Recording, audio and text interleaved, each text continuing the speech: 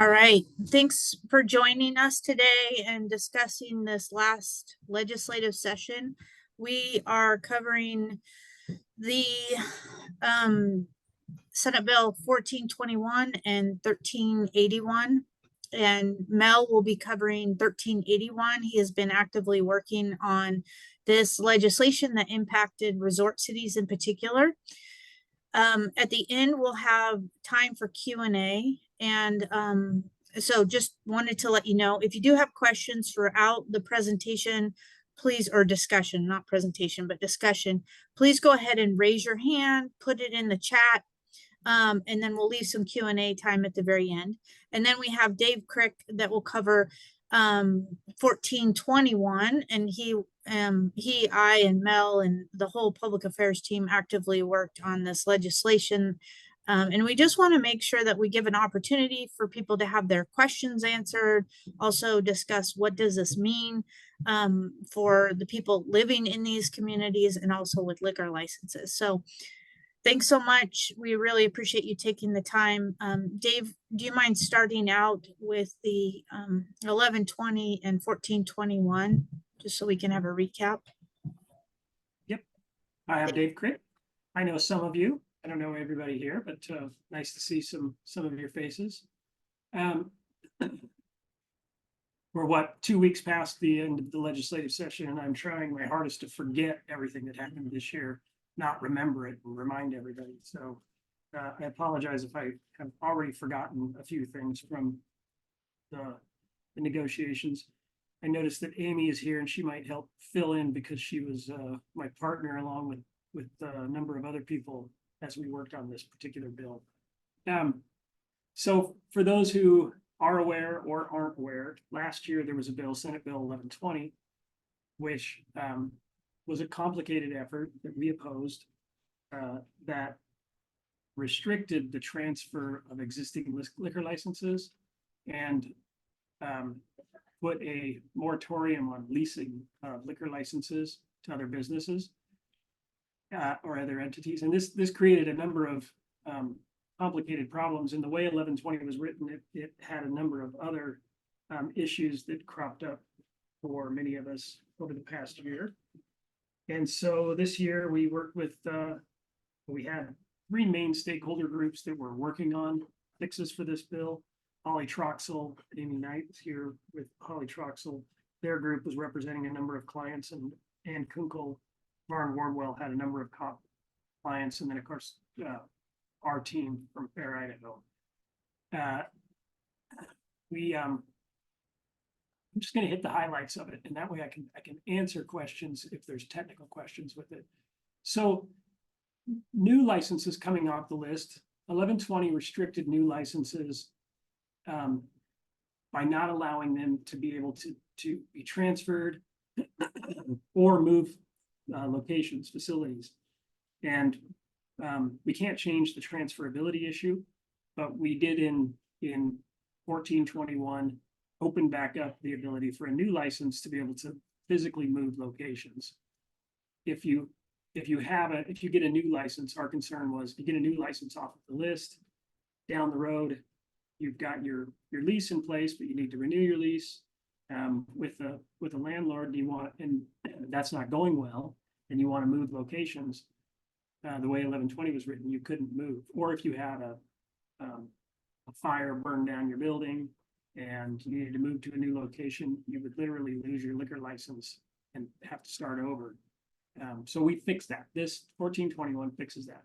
As long as the ownership stays the same, you have the right to move your license from one facility to another in the new law.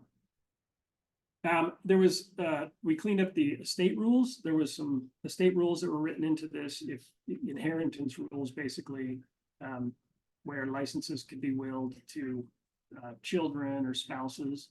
But it was disconnected from another part of the code where I think there was a lot more clarity around those estate rules. And so we've linked those together in the new bill, which is helpful because it makes sure that all of the language is protected rather than just the limited stuff, the limited items that got put into last year's bill.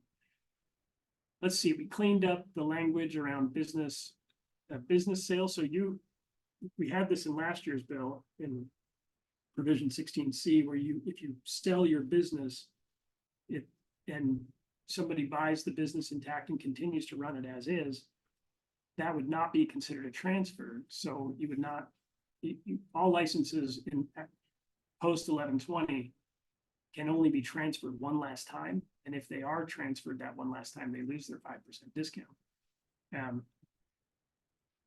The problem is when a business sells, more often than not, it's an asset sell, not an entity sell.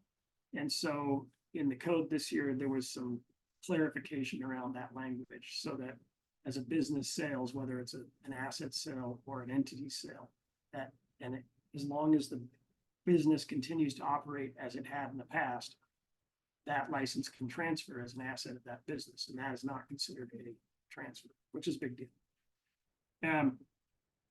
The biggest areas of the code were cleaning up that an existing lease can be extended. So there was a lack of clarity in last year's bill with an existing lease between somebody who owns a license and a business who's using that license. It just said when the lease ends, that license could go back to the original owner and then be sold. The problem is most arrangements don't necessarily end just when the initial term of a lease ends. Many people continue to renew that lease. And if the person who holds the license were to transition, they went through some kind of, they passed away, or they needed to move that to a different member of their family for whatever reasons, there was a lack of clarity around how to deal with that. And so in 1421, there is language that clarifies that leases can be extended and that they can be amended as long as the relationships are the same. And then there is some connection to the estate rules, which also help with if something happens in the case of the person who owns the license and they need to transition it to another family. I believe that's how it works. The biggest issue that we wanted to work on this year was what we call the dual lease provision. If you own your property, and I think the easiest way to explain this is, in many cases, we have developers who develop a property and they get a tenant to take that property. They want to own the license because then they're going to make improvements to that property and they will lease the property and lease the license to the same entity. That practice was basically banned with 1120 last year. And the problem with that is it limited who could own that license to the person who operated it. And if you owned the property and you needed to lease that property to a tenant and they wanted you to make improvements in that property, if you wanted to set it up as a hotel or a restaurant, there was not a lot of incentive for that owner to do that, because if they put a lot of money into that property as a restaurant or a hotel, and then that business went out of business, they might not be able to get another liquor license for the next tenant, even though that business is structured as that. So in 1421, we were able to win approval of a complicated provision that allows a property owner who holds a license or a property owner who acquires a license to designate that license as a license that is connected to that property, thus allowing them to lease that license to a tenant of that property. And if that tenant goes away, the next tenant that comes in can then take on the lease of that license as long as they lease the same property. Hopefully I made that make some big sense. This is a big deal, both for members of ours who own property and own their business and may at one point want to retire and sell the business, but continue to hold the license and lease the license to whoever is leasing the property, so that in case something happens to that business, they still hold the license and can lease it now to another person. But it's also a big deal for the way many of our restaurants across the state go into business, which is they find a development partner who owns property, who wants to acquire a license for that business and to be able to help that person get into business. So there's now language that allows for that, which is something that 1120 took away. It's the way basically business was conducted before last year's 1120. The last year has been a bit of chaos because that was not allowed. Now it is. And lastly, there was some cleanup. That one of the problems with the Senate Bill 1120, last year's bill, is that for people who were on the priority list, there was no provision for them to change how they put their how they describe themselves on the priority list. And so when if they got a new license, they were basically held to using that license however they put themselves on the list. I wouldn't say that we got a lot of clarity on this issue, but we at least made some progress on this issue. We need to do some more work on this issue, but there is at least some code now that allows for the formation of an LLC as long as the primary person who put themselves on the list is the primary owner of that business. So there's a little bit of flexibility, more than we had last year.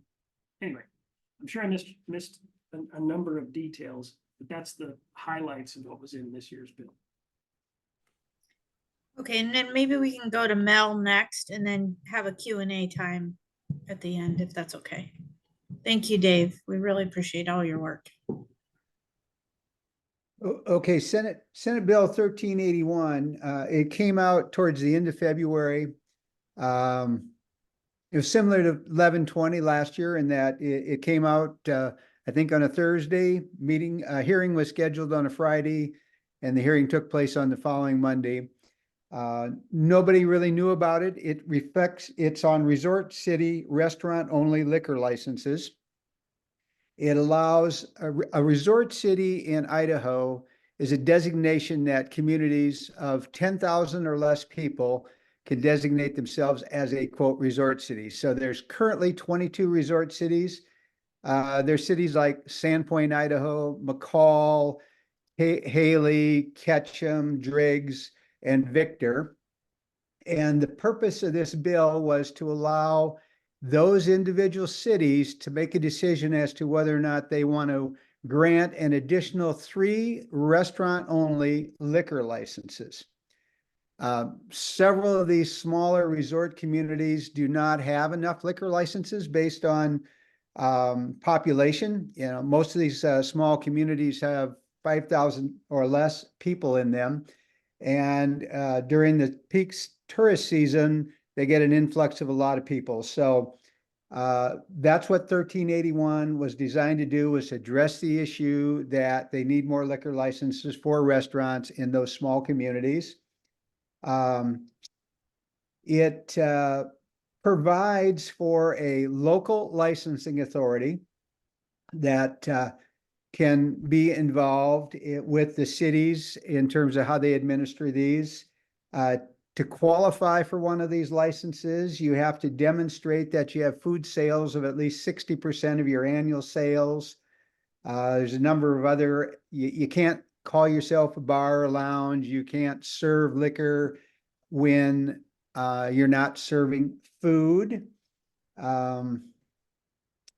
The code defines a restaurant, and the law bill does, as any restaurant, cafe, hotel dining room, coffee shop, cafeteria, railroad dining car, or other eating establishment having kitchen and cooking facilities for the preparation of food and where hot meals are regularly served to the public. So it is a very broad-reaching impact.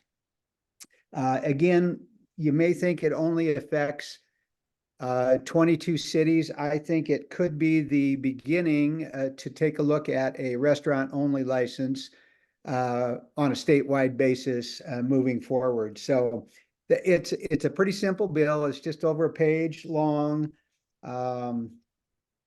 The last thing to comment on is the way they are to grant these licenses is on a priority basis. So if you're on the existing priority list to get a quota license from the state, It's a first come, first served, and if you're on that list, you would get one of these 3 licenses if you were, say there were 3 people on there. After that, it's going to be on whoever's on a list, and it could be the quota list, and it also could be a restaurant only list that's maintained by the individual resort cities. That's a implementation question I think is yet to be determined. So you could have a situation where somebody's been waiting for years on the quota list. If they have a restaurant and they get one of these licenses, they would then be able to serve liquor immediately.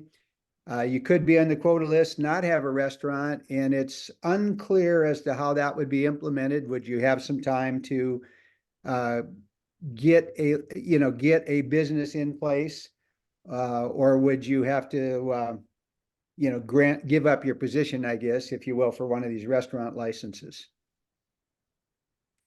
It doesn't affect the number of quota licenses that could be issued in these resort cities as the population grows. They can't be sold, leased, or transferred to any other location, facility, or premise. And it's got a number of questions related to it that I think we're going to have to go through implementation. It was not, in my opinion, well thought out on the implementation issues of how local licensing authorities are going to work, how cities are going to actually maintain liquor license list, how they're going to determine if somebody's got 60% sales. The initial bill didn't even have any provision for fees in it, but that did get amended. So that's pretty much the summary. Thank you so much, Mel. Really appreciate that. All right. If you have questions about either of those legislation that was passed, please raise your hand, put it in the chat, come off mute.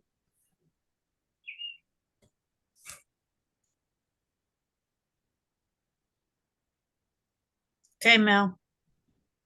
Question for Dave. If I understood you correctly, basically, if you have a liquor license and you own your premise and that license, you can now, under 1421, lease the premise and the license to a tenant. That is correct. And do you have to give up your one-time transferability? Set me up, Mel. Yes, so you can choose to do that. Once you choose to do that, you give up your one-time transfer of that license.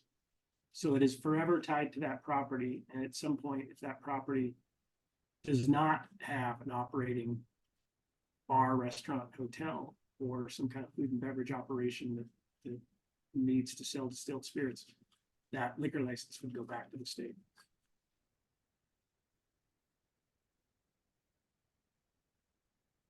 So Dave, are you able to clarify what it is, what aspects of 1120 that were not fixed this session?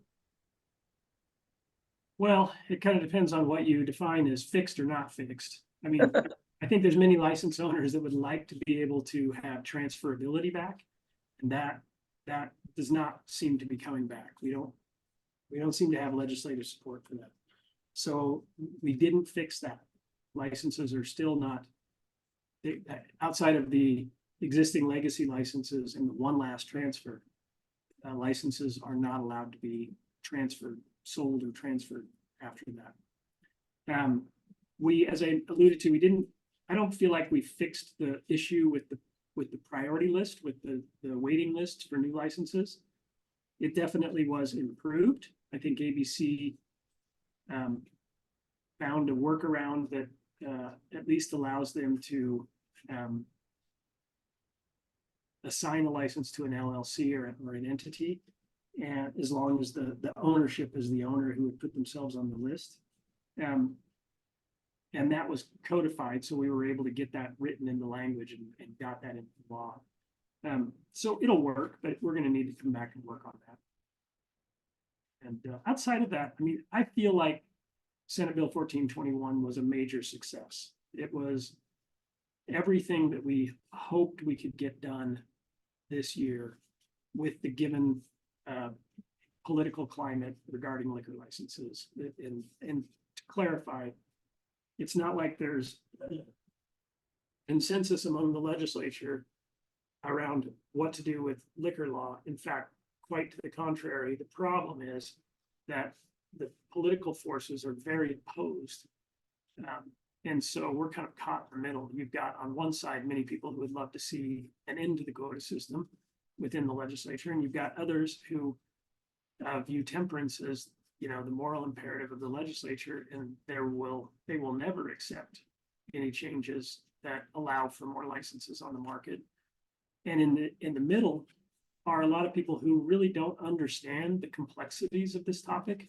And so, you know, like we said last year with Senate Bill 1120, how did it get passed? Well, I think the reason 1120 passed, even though it was a bad bill, is that it felt like to many legislatures it was progress, because there had been no change for so long. That change just in and of itself was a good thing, and restricting transferability in some people's eyes was a way to curb the continuing increased value of liquor licenses on the open market, and a perception that people were speculating in that market and making money on it. And so I think they viewed it as imperfect but progress. But the problem was it was written by people who didn't really operate in the environment that we operate in, where we actually have to use these things. And so the rules were a mess, to say the least. Thank you for that.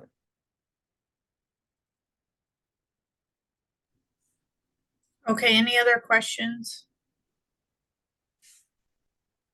Curious, Amy, did I miss anything, or did I? I think that was an excellent summary, frankly. Yeah, that was really good. I wouldn't add anything at all. So Mel had alluded to the resort bill, probably indicating that the legislature will take a look at either the quota system or probably opening up to restaurants. Do we need to gird our loins, as it were, for the upcoming session and look to try to prevent or try to assuade our legislative representatives from that happening? Rocky, if I can hit that really quick, I think that Mel's right on. I mean, there's definitely a desire. I think the idea with the resort city bill was it is used as a litmus test to sort of, it allows ABC to create some rules around how these restaurant licenses for resort cities will be acquired and managed. And so it becomes a test case for what are the challenges with that particular approach, because we do know that there is a large number of stakeholders who prefer that approach. The chambers and the Idaho Association of Cities definitely like that approach, and there's many elected officials who like that approach. It's been a policy position that there has been an attempt to turn that into law since Governor Otter's Blue Ribbon Task Force in 2009. So we're going on 15 years now, and it's come up in the legislature at least every other year that I can remember. We have primarily opposed it because it just gluts the market with a lot of new licenses. So it basically devalues all liquor licenses. And what we want is a win-win solution that doesn't do that. But the political reality, I think, you know, a good example of this year, there was another bill this year that failed. It was a bill to allow anyone along a river, any property that was along a river, that river flow had more than 1,400 CFMs for more than 4 months out of the year, could have a liquor license.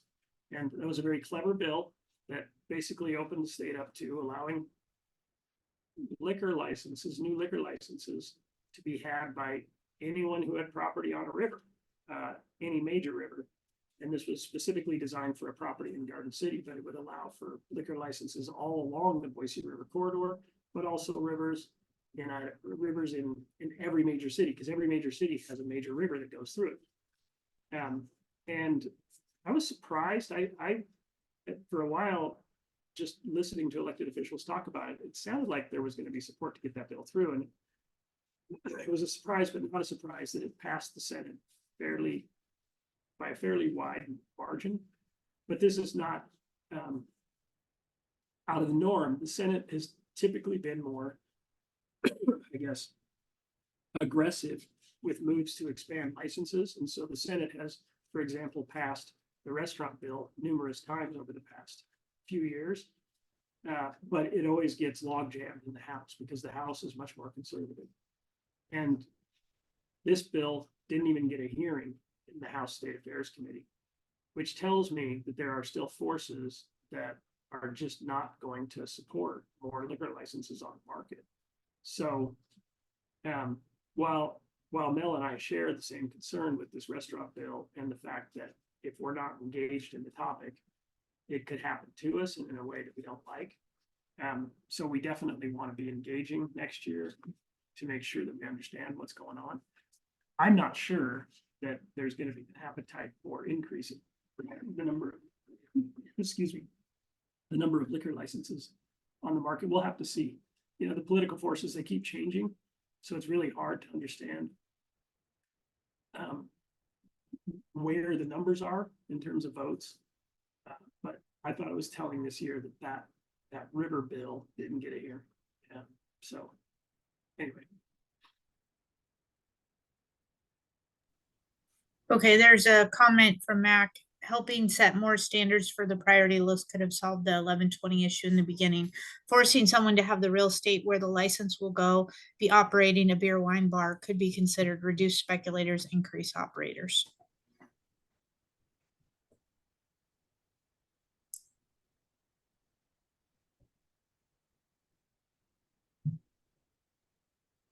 Mac, a question for you.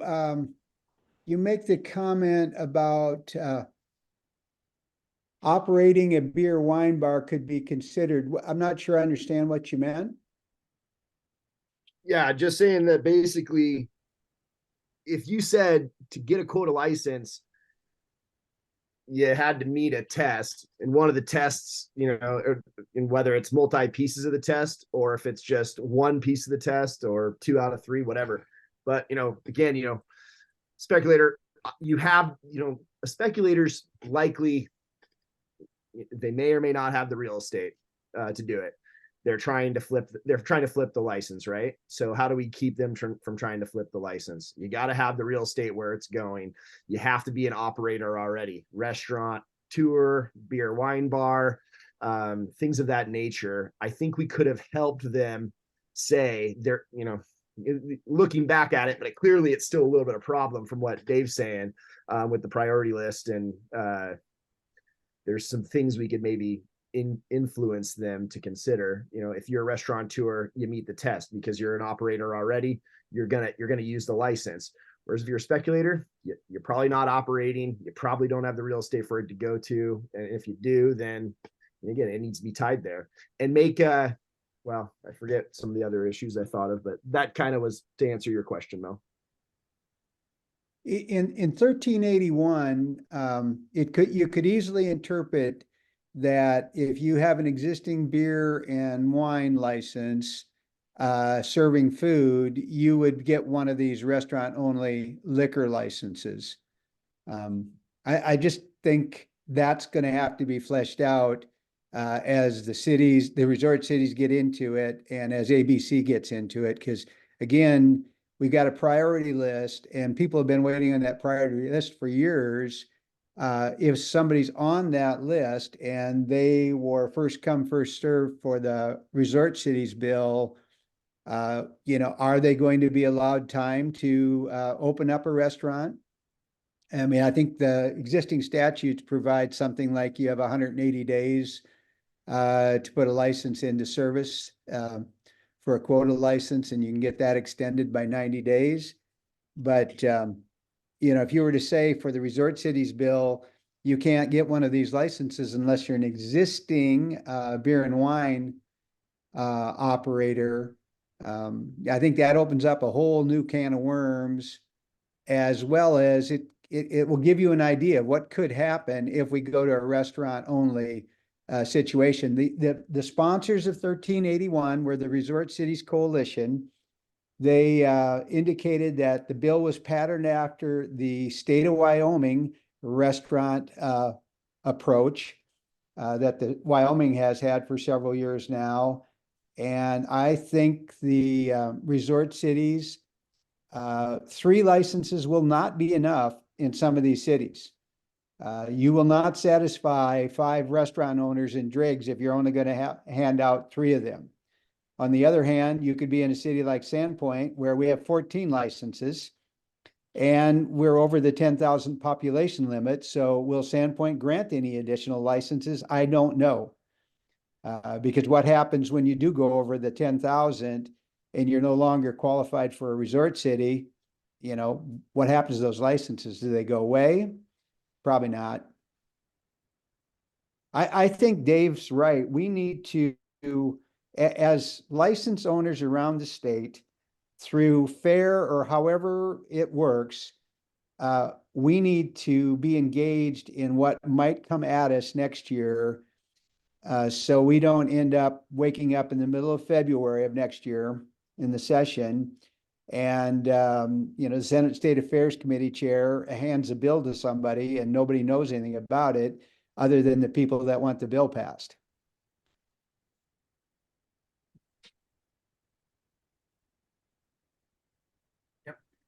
Good point. Thanks, Mel. Can I ask a question, Katie, to Dave? Yeah, please. Thank you. Yeah, one of my other comments, Dave, Mel had probed you regarding the forfeit of transferability. So let's say you have a lease in place, they leave, you as an investor, as a developer, they leave, you put a new person in that building. Would that count as a forfeiture of the ability to transfer? And then does that include the ability to sell that tenant and or a future developer that building, then that license when it's tied to that building? Or does it go away entirely, or does it just forfeit the fact that you cannot move that license to a other location? Yeah, so if you trigger the rule that ties it to the property, and that only happens, let's kind of let me step back so I can hit all the points of this. So let's assume you have an existing lease arrangement in place. So you own a property and you're leasing that property and you're leasing a license to a tenant. You can extend that lease, and that doesn't trigger anything. Nothing happens. You can now with 1421, it is clear that we can amend that lease if needed and extend that lease if needed. And if that property owner were to sell the property, that license would be considered an asset of that property business, and it could transfer to the new property owner without any change of status of that license. Now, if that lease arrangement ends and a new tenant moves in and you then lease that to a new tenant, that is what triggers the inability to transfer that license. So you've lost your one-time transfer of that license. But you maintain I believe, the 5% discount. We never messed with that in this particular case. And that arrangement can continue into perpetuity. You could have 10 tenants in succession that all fail, and you could continue to lease to a new tenant over and over and over, and there would be no issue with that. And you could sell the property business, so the entity that owns the property that also owns the license, that property could sell, and that license can be retained as an asset of that property for whoever purchases that property and continue to be leased in that property, which was really important because that protects, for us, our interest is protecting restaurateurs. And And so you don't want to be subjected to a property owner selling the property and for some reason that triggering a sale or transfer of that license where you can't use it anymore. It's really important to be able to continue to be able to use that license. So if you've got an existing lease and you have the opportunity to amend that lease, it doesn't matter who owns that property. That license can be an asset of that property. If that makes sense. The big thing is that if that license holder has triggered that clause that doesn't allow them to transfer that license, if then at some point they don't want to continue to lease that license, or they don't have a tenant to lease it to in that building, they no longer can sell it on the open market. They've lost their right to sell that openly. Did I explain that? Yeah, a little clearer than mud. I think you did a good job. I think you did a good job explaining it, to be honest. And that, I believe, answered my questions there. And to add to the thing that I'd said earlier about the test, there was a bar in Coeur d'Alene in one of the sticky wickets with North Idaho, with ABC and some of the speculation, right? There was a bar that was on the priority list, got a new license and sold their current license, their current quota license, made a pretty penny. And then also their record was attached to that license, went to the new location, and they got to start their 3 strikes over, and they were very close to losing it. So again, that's another part of the test we could tell, we could influence and encourage ABC to consider. If you can't be moving a quota license, your current quota license, off your premise to put a new one in play. That's, you've got to send it somewhere new. You're just speculating, and that's all well and fine as it was, but it's not anymore. So there's just things we can do, I think, to encourage them to put certain rules in place other than trying to kill us with these. But it's too late. I mean, we're not going to turn this around, but there's still, I think, some creative solutions to their issues, because I would imagine somebody could still do that on the priority list right now. I mean, Mel, in our town, if a restaurant could go get a resort city license, if they've got a quota license, move their quota, sell their quota license under the one-time transfer fee right now. That's kind of a speculation thing. It didn't really solve that in a sense, but yeah. That's right. So I've advocated for it. This has not been a position of fair, but it's been a position that I've held personally. I've tried to sway people on this idea. I feel like any new license that's issued, whether it be a specialty license, in some cases almost specifically specialty licenses, but I think all licenses should come with a market-based fee that allows that license to that be issued. But it's like you're going to pay a fee commensurate with what the market value of that is, so that there's no artificial incentive to get that license. And if you already have a license, and then sell your existing license, because that is the heart of speculation. I worry a lot of times with specialty licenses that the motivation for getting a specialty license is that it's cheaper to hire a lobbyist and get yourself a specialty license than to figure out how to actually acquire one on the open market. We've got blatant examples of this. So if they had to pay a market-based fee for that license, and there was maybe some way to pay it over time, so it's not a straight up front fee, at least then it's at a level playing field with licenses that are existing out there.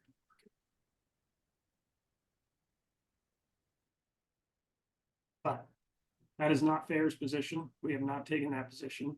I'm very careful to explain to people that is Dave's position. I like that because I think it solves a lot of problems, but I think I have to still convince a lot of people that that's a good idea. Yeah. Thanks, Dave. Are there any other questions that we can answer while we're all here? Thoughts? Mel's got his hand up. Oh, okay. Thanks. I just see their speaker. Go ahead, Mel. Has FAIR developed, if there were to be a restaurant-only license bill introduced next year, does FAIR have an official opinion at this point in time on that? Or is that something that we need to work on developing what our position would be? we do not have a position on that, and we definitely need to work.